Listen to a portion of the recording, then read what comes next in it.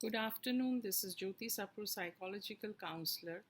I specially wanted to make a video on the situation that is in front of us now.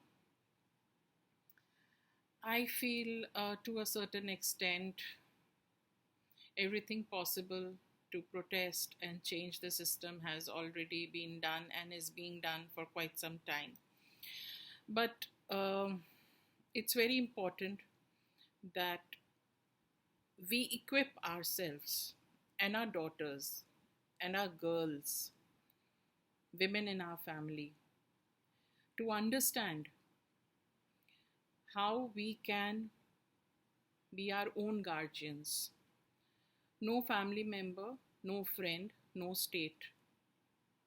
We ourselves need to equip and strengthen our own mindset, educate ourselves, and for this very reason, I felt it's very important for me to speak about two acts which I don't know if people are aware of. If they are not, please try and get information, women. There are two acts that I will speak about today, that is the POSCO Act and the Posh Act. The Protection of Children from Sexual Offences, POSCO Act 2012, defines a child as anyone under 18 years, regardless of the gender.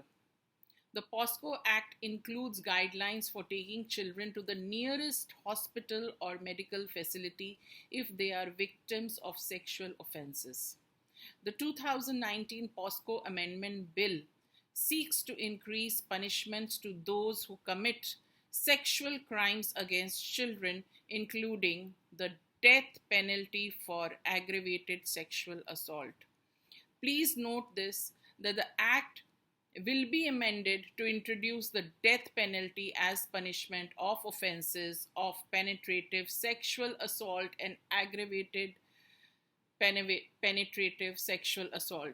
So, this is something we all must know and study and increase our knowledge, because most of the times we don't even know what is our power. So we are all powerful and capable enough to protect our own self.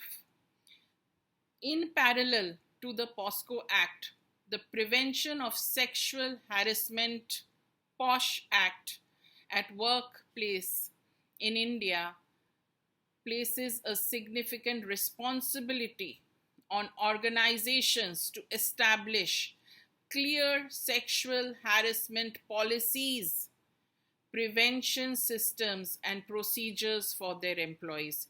Please understand what I'm trying to say here. When I'm talking about sexual harassment, I mean anything that is unwelcome, sexual advances, requests for sexual favors, and other verbal or physical harassment of a sexual nature in a workplace or learning environment, according to the Equal Employment Opportunity Commission.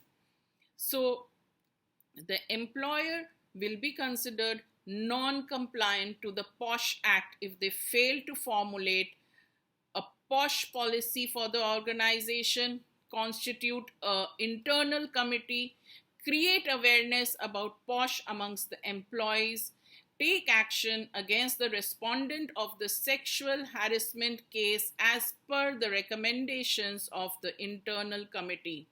So please understand that these are two acts which are trying to help women and children against any kind of abuse. Now we must also understand what are their significant features and differences.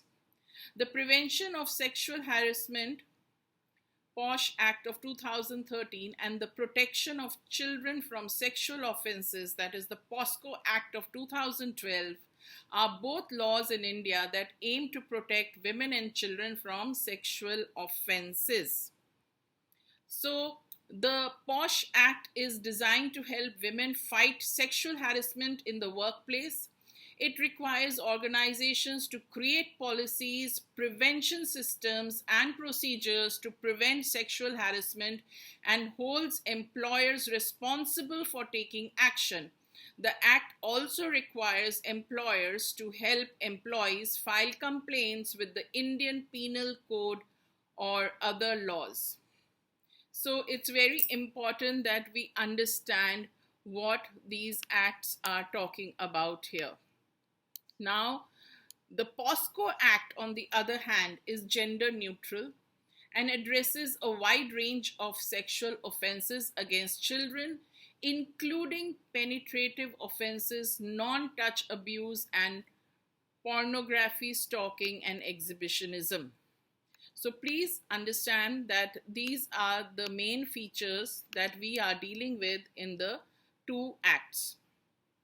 Also, to wind up my video, I will just say that it is very important for all organizations to follow the Posh Act, and the three major elements will include prevention, prohibition, and redressal.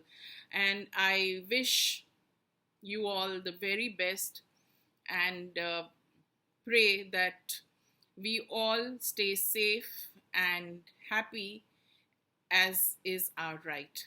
Thank you.